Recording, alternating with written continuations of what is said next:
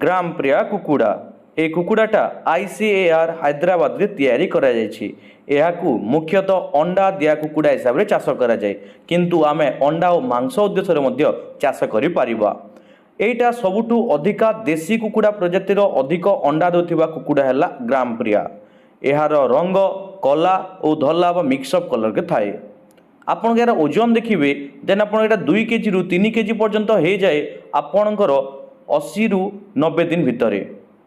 यार आपणकर छुआटा मार्केट किणवे 20 रु 25 टंका प्राइस आप पाइबे। आ बड़ है जब मांस बिक्री करेंगे ताहले 200 रु 300 टंका बिक्री करेंगे। आप अंडा जब आप देखिए यार अंडाटा से 280 रु 320 अंडा दी थाए सर। वर्ष को 365 दिन रु 320 अंडा दी थाए। आपण को दाना ऊपर डिपेंड करिवो। आ या मार्केट बिक्री अंडाटा 8 रु 10 टंका बिक्री हेबो। ए विषय रे अधिक जानिबा पई